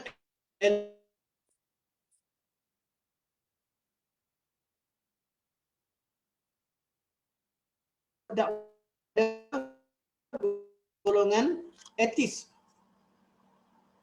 Dalail, sama ada dalail berkaitan dengan mukjizat, mana berkaitan dengan i'jaz Quran, i'jaz sunnah, berkaitan dengan kisah-kisah mukjizat Nabi pada zaman Nabi SAW, macam mana nak buktikan, nak terangkan kesahihan riwayat dan bukti-bukti tertentu. Ini semua bab ilmu dalail. Ilmu syama'il untuk orang yang cintakan Nabi dan dapat bezakan orang yang mimpi kata jumpa Nabi betul ke tidak, yang dijumpa dalam mimpi Nabi atau tak, itu ilmu syama'il. Kita kaji kat ilmu syama'il. Siapa yang datang dalam mimpi sebagainya. Ilmu kedua, ilmu dalail. Ilmu dalail bagian ilmu ad-dalail. Ilmu untuk mengkaji tentang kebenaran kerasulan Nabi SAW, membuktikan kebenaran Nabi SAW. Dipanggil juga sebagai ilmu a'lamun nubuwah. A'lamun nubuwah. Tanda-tanda kenabian Nabi SAW. Biasanya kita kaji bila kita mahir, kita mampu untuk berdepan dengan golongan etis ataupun golongan non-Muslim yang tak percaya tentang kenabian Nabi SAW. Ilmu ketiga adalah ilmu al-khasa'is. Ilmu khasa'is. Khasa'is ni ialah hukum-hukum khusus untuk Nabi SAW. Apa yang Allah syariatkan kepada Nabi, itulah dia syariat untuk Nabi, untuk umat Muhammad SAW, semuanya. Kecuali beberapa masalah yang dikecualikan. Ada benda yang Allah wajibkan pada Nabi, tak wajib pada umat Nabi. Qiyamul Lail wajib pada Nabi, umat Nabi jadi sunat. Ada benda yang Allah haramkan pada Nabi tapi Allah haruskan pada umat Nabi sallallahu alaihi wasallam. Sedekah haram untuk Nabi tapi halal untuk seluruh umat. Ini nama khasais. Menghukum-hukum ada hukum tapi hukum spesifik. Ada benda yang halal kepada umat tapi harus untuk Nabi sallallahu alaihi wasallam. Itu mengekalkan isterinya lebih daripada 4. 11 orang isteri Nabi sallallahu alaihi wasallam campur 12 dengan Khadijah. 11 orang pernah berkumpul sekali dalam hidup Nabi sallallahu alaihi wasallam. Ini adalah khasais, ilmu khasais. Jadi ilmu khasais dipelajari untuk mengetahui kedudukan Nabi sallallahu alaihi wasallam ataupun ada hikmah di sebaliknya. Dan ilmu khasais juga untuk menolak dakwaan palsu yang dibawa oleh orang yang membenci Nabi sallallahu alaihi wasallam. Dia akan cerita nanti dalam ilmu khasais kita Nabi SAW kenapa Nabi kahwin lebih, dia akan dakwa Nabi SAW kuat nafsu dan sebagainya. Bila belajar ilmu khasais, kita tengok hukum-hukum khusus dan tiap-tiap khasais itu ada hikmah dan ada sebab di sebaliknya. Oh, kita tahu. Rupanya jawapan telah pun jelas. Ulama Islam telah jawab sejak berzaman dulu berkurun-kurun lamanya mereka dah jawab semua persoalan yang cuba dilontarkan oleh orang yang benci Islam hanya kerana kejahilan umat Islam daripada mengkaji ilmu yang telah ada. Ini namanya ilmu khasais. Kemudian ilmu syariat. Ada ilmu syariat. Ini adalah ilmu yang berkaitan dengan perintah dan larangan Nabi sallallahu alaihi wasallam untuk umat Nabi sallallahu alaihi wasallam. Jadi kita nak kaji juga apa yang Nabi suka, apa yang Nabi tak suka. Ikut syariat Nabi sallallahu alaihi wasallam. Dan ilmu kelima adalah ilmu yang menggabungkan semua ilmu-ilmu di atas, iaitu ilmu sirah. Berkaitan dengan sirah Nabi sallallahu alaihi wasallam, ini ilmu yang umum. Ini adalah 5 ilmu berkaitan dengan peribadi Nabi sallallahu alaihi wasallam yang merupakan pecahan asalnya daripada yang lebih luas lagi adalah ilmu sunnah Nabi sallallahu alaihi wasallam. Kita belajar sunnah dalam bab fiqh sunnah, dalam kita belajar bab ilmu riwayah, ilmu dirayah. Ilmu dirayah ada banyak pecahannya. Yang berkaitan dengan peribadi Nabi ada 5 ilmu tadi. Ada 5 ilmu. Waktu luasnya ilmu Islam. Jadi kita alhamdulillah hari ini kita belajar tentang kenal Nabi ni. Kenal Nabi sekarang ni adalah berkaitan dengan Al-Quranul Karim, berkaitan dengan Al-Quran. Yang mana masuk dalam semua bab tadi. Semua bab yang disebutkan tadi boleh jadi masuk sebab kita adalah tafsir maudhu'i ataupun tadabbur dalam bab-bab tertentu. Jadi apa yang kita lakukan hari ini dalam kenal Nabi, kita tak spesifik pada mana-mana ilmu. Kita ambil semua apa yang Quran sebut kita terangkan. Cuma untuk pengetahuan itulah dia. Ada ilmu-ilmu yang perlu kita kaji dalam ingin mengenali pribadi Nabi sallallahu alaihi wasallam. Okey, kita tahu Nabi diutuskan. Bila Nabi diutuskan, itulah kurniaan yang besar kepada umat Islam. Dan kesan-kesannya saya sebut secara ringkas tadi. Oleh kerana faktor masa, saya baca sedikit apa disebut oleh Syekh sebelum saya syarahkan dengan lebih panjang. Syekh kata, itu minnah, nur, minnah yang diberikan ataupun pemberian yang Allah SWT berikan kepada orang-orang yang beriman. Dan sebagaimana Nabi SAW disifatkan sebagai nurun wa kitabun mubin, nur, sebagai nur, cahaya, dari segi fungsi dan juga kesan kedatangan Nabi SAW yang menerangi alam, yang mengeluarkan orang daripada gelap kepada cahaya, daripada syirik kepada tauhid, daripada kufur kepada Islam. Nabi juga memang nur. Nabi Allah jadikan muka Nabi ni dan jasad Nabi itu nur. Ada cahayanya. Dinamakan sebagai nurun hissiyun. Nur yang hissi, yang dapat dilihat. Kenapa nur? Memang Nabi antara manusia yang paling sempurna sifat kejadian Nabi dan paling handsome. Yang paling cantik, yang paling kacak adalah Rasulullah sallallahu alaihi wasallam. Ini juga nur. Jadi Allah sifatkan Nabi sebagai nur, boleh bererti kesan kedatangan Nabi, boleh juga bererti memang Nabi itu sendiri, dan kejadian Nabi adalah nur kerana kecantikannya. Pada sahabat bila nampak tengok muka Nabi, ada sahabat kata masya-Allah, tengok Nabi macam tengok macam tengok bulan purnama. Sebab tu dah kalau nak tahu tentang nur ni macam mana wajah Nabi, perlu rujuk kepada kitab-kitab Asy-Syama'il Al-Muhammadiyah, kitab-kitab Syama'il. Yang ilmu pertama yang belajar. Nabi SAW diterangkan tentang sifat-sifatnya. Tengok macam mana nak tahu, sahabat beritahu. Abu Hurairah kata, ma ra'aitu ahsan min Rasulillah sallallahu alaihi wasallam ka'anna asy-syamsa tajri fi wajhi. Aku tak nampak orang yang lebih baik rupanya daripada Nabi sallallahu alaihi wasallam, seolah-olah ada matahari pada wajahnya. Ini kata Abu Hurairah. Kata Jabir bin Samurah radhiyallahu anhu bila berkata, ra'aitu Rasulullah sallallahu alaihi wasallam fi lailatin yudhiyan wa alaihi hullatun hamra faja'altu anzur ilaihi wa ila al-qamar falahu wa indi ahsan min al-qamar. Kata Jabir bin Samurah, pada satu malam, pada malam purnama, malam yang terang, ketika malam tersebut Nabi SAW pakai satu selendang merah, dan Nabi ketika pakai itu aku tengok pada bulan, aku tengok pada Nabi, sesungguhnya demi Allah Nabi itu lebih cantik berbanding dengan bulan. Ini waktu apa? Waktu malam. Waktu siang Abu Hurairah kata lebih seperti matahari dan seolah ada matahari pada wajah Nabi SAW. Waktu malam sahabat kata nampak lebih cantik daripada bulan. Dan ini adalah satu perkara yang bukan sahabat buat-buat. Ini perkara yang berkaitan dengan Rasulullah. Dan perkara ini dialami oleh orang-orang tertentu yang melihat wajah Nabi dan dapat melihat keindahan yang ada pada wajah Nabi SAW. Sebab tu ada seorang lelaki tanya kepada seorang tabi'in, tanya kepada Al-Barra' bin Azib radhiyallahu anhu. Beliau kata, akana wajhu Rasulillah sallallahu alaihi wasallam mithlu saif? Muka Nabi ni, maksudnya muka Nabi garang macam pedang ke? Qala la. Kata Al-Barra' bin Azib, bukan. Bal mithlul qamar. Bahkan macam bulan. Dan kalau kita tengok, kita suka tengok lagi. Kita rasa tertarik untuk tengok. Kalau bulan ni, bulan purnama kalau keluar cantik dekat, kita nampak, kita mesti tengok. Jarang orang lalu nampak bulan purnama cantik dengan jarak yang besar dekat, kita tak tengok. Mesti kita tengok. Tertarik untuk tengok itu adalah sifat bagaimana seseorang itu bila bertemu dengan Nabi SAW. Dan itu sifat nur yang hissi. Jadi sifat yang kedua yang Allah sifatkan kepada Nabi SAW, disifatkan Nabi sebagai sirajan munira. Siraj sebagai lampu yang bercahaya, atau mana sebagai matahari, seperti cahaya matahari. Dan juga Allah sifatkan Nabi dengan nur, yang mana boleh dikatakan dengan munira, itu dengan nur. Sirajan munira, cahaya yang menerangi. Inilah sifat kedua yang kita bincangkan pada hari ini, dan sifat kelima daripada keseluruhan sifat yang kita bincangkan daripada sebelum ini. Seterusnya, kita masuk pada sifat yang ketiga. Nabi disifatkan dengan sifat ketiga sebagai khataman nabiyyin.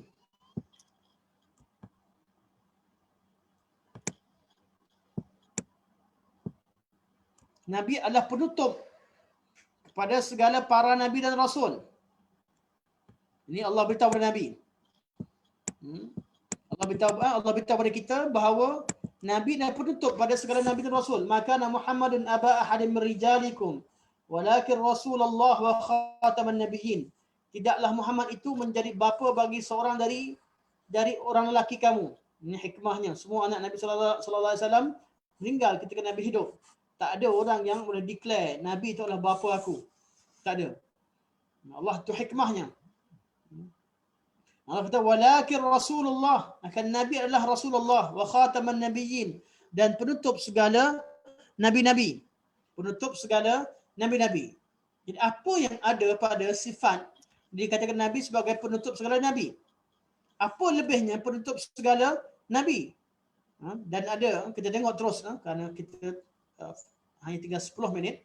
Saya akan ambil masa lebih kurang 6 minit dengan cepat. Saya akan syarahkan perkara ini insya-Allah. Okay. Nabi adalah penutup segala nabi dengan dalil-dalil buktinya. Dalam satu hadis, Nabi kata apa? Innali isman. Innali asma'un. Sesungguhnya aku memiliki banyak nama-nama. Atau innali asma'an. Ana Muhammadun. Aku bernama Muhammad. Wa ana Ahmad. Aku juga bernama Ahmad. Wa anil mahil ladzi yamhu Allahu bihil kufra. dan aku adalah penghapus yang mana Allah SWT hapuskan kekufuran dengan kedatanganku. Wa anal hasyirul ladzi yahsyurun nasu ala qadamai, dan aku adalah al-hasyir, itu orang yang mengumpulkan manusia, yang mana Allah Subhanahu Wa Taala akan kumpulkan manusia seluruh alam di bawahku atau sesudahku. Semua orang akan kumpul di bawah tapak kakiku. Artinya semua manusia di atas muka bumi bersatu, semua jadi umat Nabi Muhammad sallallahu alaihi wasallam. Wa ana al-aqib, dan aku adalah al-aqib, penutup. Iaitu Nabi syarahkan laisa ba'dahu ahad, yang mana tidak ada seorang pun sepertinya selepasnya. Itu Nabi penutup segala Nabi dan Rasul. Di dalil yang jelas bahawa nama Nabi banyak. Banyak ni kat mana? Nama-nama ini disebutkan dalam kitab-kitab sebelumnya. Ada dipanggil Nabi Muhammad, kadang-kadang dipanggil dengan Ahmad, kadang-kadang disebutkan Nabi dengan Al-Mahi, dengan Al-Hasyir, dengan Al-Aqib. Nama-nama ini antara nama-nama Nabi SAW yang kita fokuskan adalah pada kalimah Al-Aqib. Aku bernama Al-Aqib alladhi laisa ba'dahu ahad, yang mana tidak ada seorang pun yang datang selepasnya. Itu tak ada seorang pun Nabi datang selepasnya. Persoalan yang penting untuk kita faham. Kenapa dikatakan Nabi penutup khataman nabiyyin, penutup Nabi, tak dikatakan penutup segala Rasul, dikatakan penutup segala Nabi? Ini kalau kita kelas depan, kita semua nak bincang. Kenapa kata tutup Nabi adalah penutup segala Nabi, tidak dikatakan khatamul mursalin, dikatakan khataman nabiyyin? Sebab apabila dinafikan kenabian, maka secara automatik ternafilah kerasulan. Kalau Nabi pun tak ada, macam mana Rasul? Mesti tak ada lagi Rasul selepas Nabi. Nak Rasul Kahar ke, nak Rasul apa sekalipun tak ada. Biarlah siapa sekalipun datang bawa bukti 1000 bukti. Seperti Dajjal sekalipun, boleh hidupkan orang mati sekalipun, bawalah bukti mana sekalipun, takkan ada Rasul selepas Nabi SAW. Malah takkan ada Nabi setelah Nabi SAW. Kenapa Nabi? Sebab semua Rasul adalah Nabi. Cukup dinafikan Nabi, maka ternafilah Rasul. Tak perlu disebut, tak perlu didetailkan. Cukup. Semua Nabi tidak telah sempurna. Dan tidak ada Nabi selepas Rasulullah. Maksudnya, kalau Nabi pun tak ada selepas Rasulullah, apatah lagi Rasul. Kerana tidak ada seorang Rasul kecuali dia sebelumnya dilantik menjadi Nabi. Rasul-Rasul itu dilantik di kalangan Nabi-Nabi. Okey. Jadi, dalam hadis ni, Nabi terangkan bahawa Nabi adalah penutup segala Nabi. Dan kenapa dinamakan Nabi, kita tahu. Kita tahu maknanya adalah tidak ada lagi Rasul ataupun Nabi, dan penafian dengan sifat Nabi itu lebih sempurna berbanding penafian dengan sifat Rasul. Iaitu Nabi, tak ada Nabi selepas Nabi Muhammad, lebih umum berbandingkan penafian tak ada Rasul selepas Nabi Muhammad SAW. Cuma yang kita nak bincangkan sekarang sebagai penutup, ciri-ciri penutup bagi Nabi dan Rasul. Apa sebab nak bincangkan bab ni? Ada 3 perkara utama disebutkan oleh Syekh kat sini. Ada dalam nota ni. Ciri pertama, kalau kata Nabi sebagai penutup segala Nabi dan Rasul, maka Nabi penutup sebagai Rasul, tapi Nabi tak hidup sampai hari kiamat. Tak ada Nabi selepas Nabi Muhammad. Tak ada Nabi. Nabi dah meninggal. Tapi ajaran Nabi wajib diamalkan sampai hari akhirat. Jadi apa yang terjadi? Yang terjadi, risalah Nabi, apa yang Nabi lakukan, apa yang Nabi sampaikan pada zaman Nabi, mestilah risalah yang paling sempurna dan lengkap, yang sesuai diamalkan daripada zaman Nabi SAW sampai ke akhir zaman. Itu fungsi pertama. Kenapa kita perlu tahu Nabi SAW itu penutup segala Nabi, dan Nabi dah meninggal, tapi kenapa masih beramal lagi? Ketahuilah bahawa risalah dan ajaran Nabi SAW itu adalah ajaran yang sempurna dan tidak ada kurangnya, sempurna dan lengkap sampai akhir zaman. Walaupun selepas kewafatan Nabi SAW. Kerana Nabi SAW sempurna, ajaran sempurna, maka tak perlu lagi untuk dilantik seorang Nabi ataupun Rasul. Maka tak perlulah umat Islam menunggu-nunggu kedatangan Nabi ataupun Rasul. Tak perlu. Tak sama dengan sebelumnya. Sebelumnya ada ruang dalam bab syariat tertentu, Allah SWT jadikan adanya umat-umat terdahulu akan rasa sempurna kalau Nabi SAW diutuskan pada mereka. Jadi mereka sentiasa menunggu-nunggu siapa Nabi akan datang, kat mana tempatnya. Yahudi datang ke Madinah, datang ke Khaybar. Mereka nak cari kesempurnaan sebab agama Islam secara keseluruhannya akan hanya sempurna dengan kedatangan Nabi SAW. Jadi mereka sentiasa tertunggu-tunggu nak tahu apa yang Nabi ni, di mana Nabi ni keluar dan apa yang Nabi sampaikan, dan mereka nak tahu apakah isi kandungannya paling sempurna tersebut. Kita tak perlu. Zaman kita hanya perlu rujuk balik kepada agama yang sedia sempurna. Kita tahu risalah baginda sallallahu alaihi wasallam sempurna dan lengkap, maka kerja kita hanyalah perlu cek balik apa yang Nabi ajarkan. Kalau ajaran tu sahih, benar seperti Nabi ajarkan, kita tahu bahawa itulah yang sempurna. Tak ada yang satu ajaran, tak ada satu amalan pun yang lebih sempurna daripada yang diajarkan oleh Rasulullah SAW. Yang kedua, kalau Nabi penutup segala Nabi dan tak perlu Nabi lain, maksudnya apa? Maksudnya risalah Nabi SAW, risalah baginda SAW umum dan menyeluruh. Walaupun Nabi hanya tinggal antara Mekah dan Madinah, dan Nabi sekali Nabi keluar buat perang, pergi sampai ke di negara sempadan negara Jordan, di Mu'tah dan Tabuk, tapi ajaran Nabi SAW adalah ajaran yang sesuai diamalkan oleh manusia secara keseluruhannya di mana-mana sekalipun. Jadi ajaran Nabi sempurna. Yang kedua, ajaran Nabi perlu diterima dan diamalkan oleh seluruh manusia, rahmatan lil alamin. Jadi Al-Quranul Karim yang diturunkan dalam bahasa Arab itu bukanlah bahasa milik orang Arab. Bahasa Arab adalah bahasa kaum muslimin. Jadi jangan ada orang Islam yang perlekehkan bahasa Arab dan berbangga dengan bahasa lain. Bab dunia boleh bangga dengan bahasa apa sekalipun. Zaman Eropah tengah ke depan, banggalah dengan Eropah. Zaman Jepun ke depan, orang bangga mesti cakap Jepun. Zamannya China, mula menguasai dunia, orang bangga nak cakap bahasa Mandarin. Terpulang. Tapi bab agama, seluruh umat Islam perlu tunduk, perlu tahu, perlu belajar bahasa Arab. Jangan sombong. Kerana kesombongan untuk belajar bahasa Arab adalah punca segala kesesatan. Itu yang wujudnya golongan-golongan batiniah yang ada pada zaman kita sekarang. Mereka tak nak mengaku mereka ni bodoh dan tak tahu bahasa Arab. Akhirnya mereka tafsirkan Al-Quran bukan berdasarkan kepada makna yang wujud bahasa Arab. Mereka tafsirkan Quran dengan menggunakan nombor-nombor, dengan menggunakan rumus-rumus. Dikiranya huruf-huruf. Quran ada berapa huruf sekian, artinya sekian. Itu semua andaian yang mereka lakukan.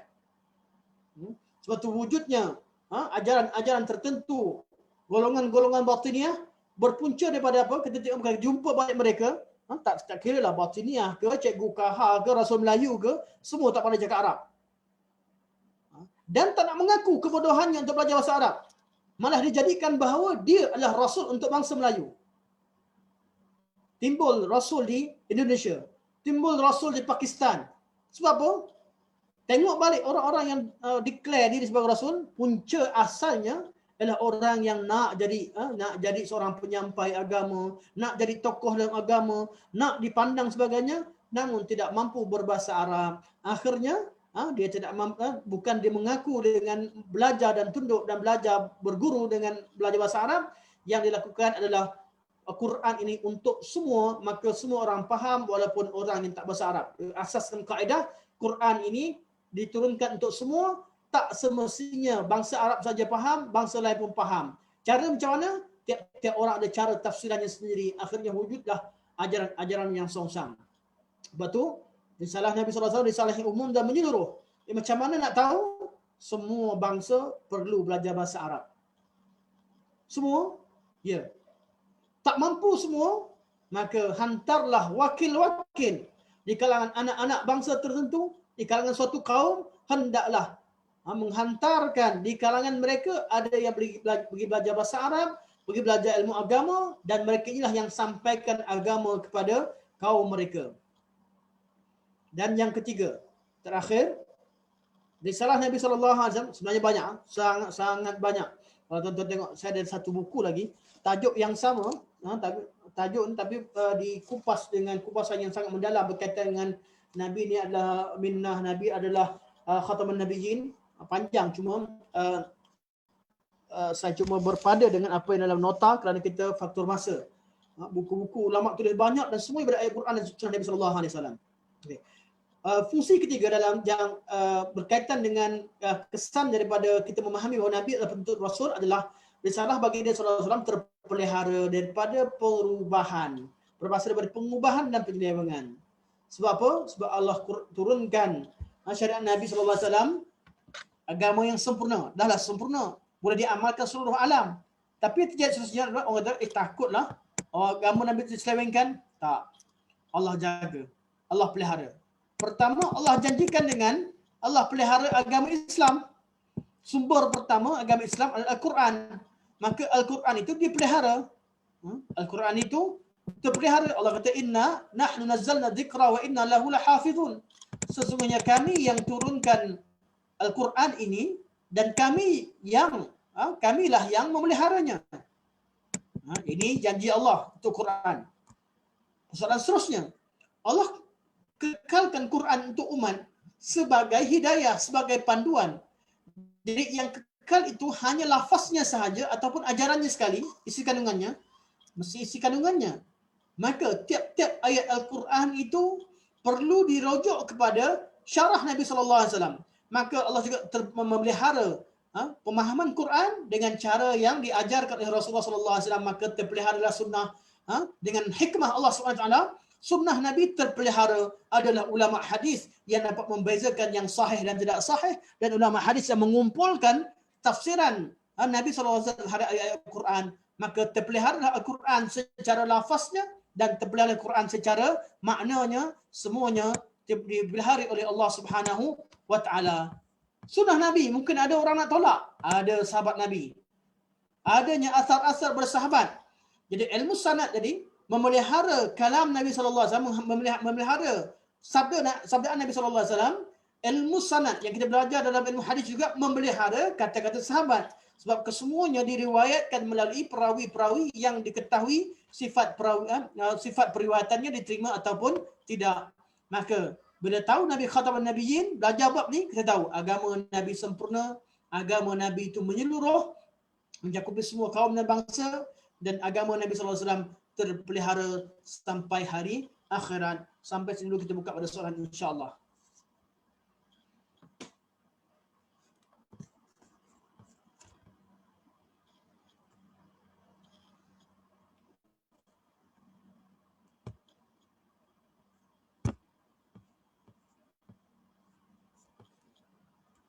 Okey. Ustaz nak tanya soalan boleh? Silakan ganti. Ustaz ada ceritakan pasal wajah Nabi tu, sahabat tengok macam kejadian yang sangat cantik. Saya cuba relatekan, Ustaz sebut seolah-olah dia daripada cahaya juga kan. Lepas tu saya tengok ada polemik yang pernah berlaku di mana fahaman Nur Muhammad. Fahaman Nur Muhammad ni ada tarekat, ada sufi yang duk cerita-cerita lah, saya tak tahu lah detail dia. So adakah salah dari segi akidah Nur Muhammad ni? Macam mana? Kalau Nur Muhammad diartikan dengan nur muka Nabi bercahaya atau dengan nur artinya Nabi membawa ajaran yang sempurna, tidak ada orang syak lagi bahawa itu betul maknanya. Tapi Nur Muhammad yang diingkari adalah Nur Muhammad, satu konsep yang wujud dalam agama Islam yang asalnya dipengaruhi oleh fahaman agama lain. Yang Fahaman mengatakan agama bahawa mana tu? Dia fahaman daripada agama Islam jugalah. Orang Islam terpengaruh dengan faham agama lain. dengan agama lain. Itulah Nur Muhammad ini kalau kita belajar kalau kita tengok kepada tafsiran yang dibawa, dia tidak bererti Nabi Muhammad sallallahu alaihi wasallam. Kita perlu faham, Nur Muhammad bukan Nabi Muhammad. Oh, habis tu maksudnya siapa ke? Satu makhluk pertama ni ikut mereka faham yang sesat ni. Allah sebelum menciptakan alam, Allah cipta Nur Muhammad dulu. Bukan Nabi Muhammad yang kita kenal ni. Maksudnya, Nur Muhammad tu benda lah, entiti yang berlainan. Ya, saya. Okey. Jadi konsep Nur Muhammad ni, kesempurnaan alam ini semua sekali bila bersatu dengan Nur Muhammad. Jadi Nur Muhammad. Jadi dalam agama lain, dalam agama Hindu dia ada bersatu dengan Tuhan. Tapi konsep Nur Muhammad adalah kesempurnaan itu wujud pada Nur Muhammad. Jadi Nabi Muhammad ni sebahagian daripada tajalliat Nur Muhammad. Jadi Nur Muhammad ni boleh jadi Nabi Adam itulah Nur Muhammad, Nabi Ibrahim Nur Muhammad, semua benda yang berkaitan yang diagung-agungkan diadakan bahawa adalah jelmaan Nur Muhammad kepada alam. Ini satu ajaran yang sesat lah, songsang.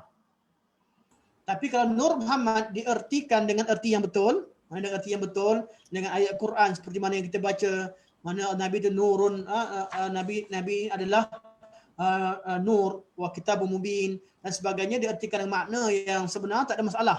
Dan diertikan dengan wajah sebenar, wajah Nabi bercahaya, itu tidak akan ada masalah. Namun yang diertikan nur ini dengan sifat-sifat yang disebutkan oleh kumpulan tertentu adalah satu kesilapan. Kebiasaannya yang cerita tentang bab ini kumpulan batiniah, bukan tarekat sufi yang biasa yang terlibat ke batiniah. Walaupun ada tarekat sufi yang mempertahankannya kerana memaknakan dengan makna yang betul, itu tak ada masalah lah dari segi makna. Tapi konsep itu asalnya yang diingkari oleh ulama adalah konsep Nur Muhammad yang dibincangkan dalam bab insan kamil. Ada satu tesis yang tentang ni, kesempurnaan manusia sempurna sekali adalah Nur Muhammad. Malah Nur Muhammad bukan dalam agama Islam pun sekarang ni mereka bincangkan tentang konsep tersebut. Saya tak nak, kalaulah tak kerana saya tak nak libatkan orang awam dengan perkara-perkara yang pelik-pelik, banyak video yang pelik-pelik membincangkan tentang Nur Muhammad, termasuklah Iblis itu pun sebagai Nur Muhammad dan sebagainya. Ini satu perbincangan yang orang yang paling melampau lah. Jadi konsep Nur Muhammad itu berbagai-bagai cara orang mereka syarahkan. Kalau yang disyarahkan itu sampai pada tahap membezakan antara Nabi Muhammad dengan Nur Muhammad sebagainya dan mempertuhankan malah Nur Muhammad, ini satu perkara yang salah. Malah orang-orang yang menjadi wali adalah orang-orang yang mencapai Nur Muhammad dan sebagainya. Orang-orang yang manusia yang sempurna Muhammad ini dah kejadian sempurna sampai memiliki mukjizat sekalipun kerana Nur Muhammad. Kerana Nur Muhammad itu makhluk yang paling sempurna, dia dengan Nur Muhammad lah yang akan terciptanya alam yang lain, dan Nur Muhammad mempunyai kuasa-kuasa tertentu sebagainya. Perbincangan yang panjang lebar dan ini yang sesat. Tapi kalau artinya Nur Muhammad diartikan dengan Nabi Muhammad sallallahu alaihi wasallam, itu tidak ada masalah kalau maknanya begitu. Cuma konsep itu bukan tak wujud pun dalam mana-mana hadis yang sahih menerangkan tentang Nur Muhammad, istilah Nur Muhammad. Itu istilah yang diwujudkan kemudian. Kalau kata yang ada yang kata Nabi Muhammad tu daripada nur, daripada cahaya, dia tidak ada bayang. Saya pernah dengar lah dekat Aikim. Boleh ke pandangan macam tu? Nabi SAW manusia seperti kita. Sifat kemanusiaan Nabi kita tak boleh tarik daripada Nabi SAW. Sebab dia kata dalam kitab Syama'il mengatakan bahawa Nabi Muhammad ni tidak ada bayang. Kata penceramah tersebut lah. Tapi sebab tu masa drive saya tak tahu siapa, saya tak dapat detect siapa. Semua sifat kemanusiaan Nabi kekal. Innama ana basyarum mithlukum. Aku manusia seperti kamu. Maksudnya sifat kemanusiaan yang biasa. Mesti ada pada Nabi SAW. Okay, baik-baik. Terima kasih Ustaz. Ya. Cuma beza, betul dalam diri Nabi ada dua sifat. Sifat kemanusiaan dan sifat kerasulan. Innama ana basyarum mithlukum. Ini sifat kemanusiaan. Yuha ilayya annama ilahukum ilahu wahid. Ini sifat kerasulan. Jadi kita ni bila nak ikut Nabi, ikut kat mana? Ikut kepada kita ikut Nabi dalam bab kemanusiaan Nabi yang taat kepada Allah Subhanahu Wa Taala. Dengan Rasul tadi, Rasul sampai kepada kita semua ajaran Nabi sallallahu alaihi wasallam, itu adalah ajaran yang diamalkan oleh seluruh manusia dan Nabi memiliki sifat kemanusiaan tersebut. Jadi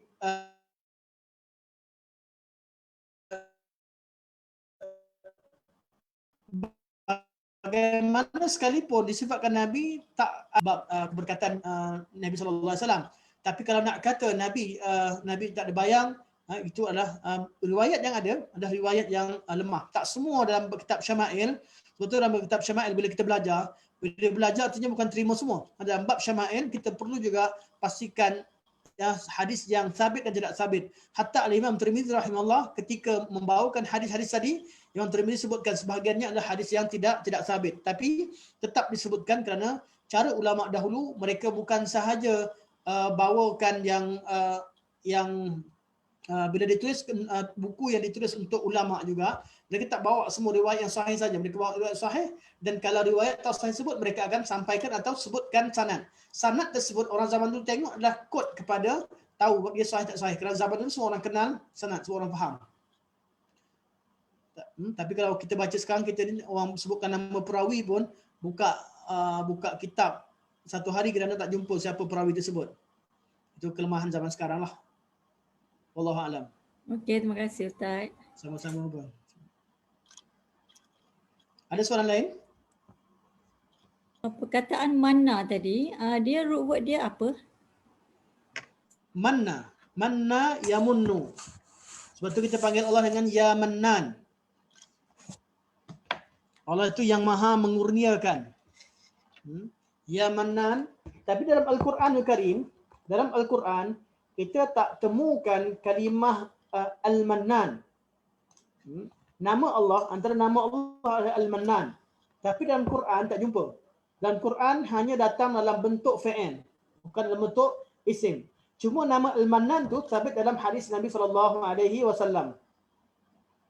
Nabi kata, bila Nabi pada satu hari Nabi berdoa, Nabi solat, kemudian Nabi berdoa, sahabat dengan Nabi baca Nabi SAW solat, Nabi dengar seorang sahabat baca, dia kata Allahumma inni as'aluka bi anna lakal hamdu la ilaha illa anta al-mannanu badi'us samawati wal ard ya zal jalali wal ikram ya hayyu ya qayyum. Jadi al-mannan adalah Tuhan yang maha mengurniakan. Jadi manna yamunnu, manna fi'il madhinya, yamunnu fi'il mudhari'nya. Dan juga masdarnya ialah al-manun. Al-manun. Manna tu lah yang asalnya memang manna lah. Yang okey. Ya. Manna tu perkataan madhi lah kan? Ya, madhinya. Dan makna kalau tengok pada bahasa al-man ni ada banyak makna lah. Sama ada makna kurniaan atau makna tegas atau makna benda yang terputus. Contoh kita illal ladzina amanu wa amalus solihat falahum ajrun ghairu mamnun. Ini semua perbincangan bahasa lah. Saya memang saya sengaja skip, malah bincang panjang tentang bab ni. Tapi makna asalnya manna adalah kurniaan. Untuk mudah fahamnya adalah anugerah ataupun kurniaan. Berasal pada manna yamunnu. Terima kasih Ustaz. Okey.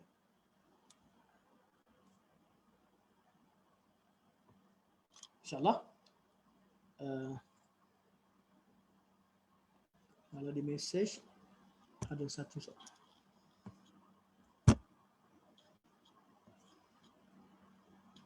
Okey, jadi message tak ada insya-Allah dalam chat. Okey. Barakallah. Jadi tak ada soalan insya-Allah. Terima kasih pada Tuan Zulhilman yang buatkan ringkasan tadi. 5 ilmu berkaitan dengan peribadi Nabi SAW, iaitu syama'il, dalail, khasa'is, syara'i' dan ilmu sirah. Ya, wafikum barakallah, hayakumullah. Okey, insya-Allah sampai sini dulu. Semoga Allah SWT jadikan pertemuan kita pertemuan yang manfaat. Semoga ada kebaikannya. Semoga ada ilmu yang bertambah dengan pertemuan yang ringkas ini. Semoga Allah SWT bimbing kita untuk sentiasa memperbaiki diri kita dari segi ilmu dan juga amalan dari hari ke hari, dan semoga Allah SWT terima ilmu dan amalan kita sebagai salah satu daripada ibadah-ibadah yang mendekatkan diri kepada Allah dan akhirnya memasukkan ke syurga Allah Subhanahu wa taala. Sampai sini dulu. Terima kasih banyak-banyak pada Ustaz Yusuf, kepada Pak Yusuf, dan terima kasih kepada warga kerja dan juga pada tuan-tuan dan puan yang sudi bersama dengan saya sampai ke akhir majlis kita. Subhanakallah wa bihamdika asyhadu an la ilaha illa anta astaghfiruka wa atubu ilaik. Wa sallallahu ala sayyidina Muhammad wa ala alihi wa sahbihi wa baraka wa sallam. Wassalamualaikum warahmatullahi wabarakatuh.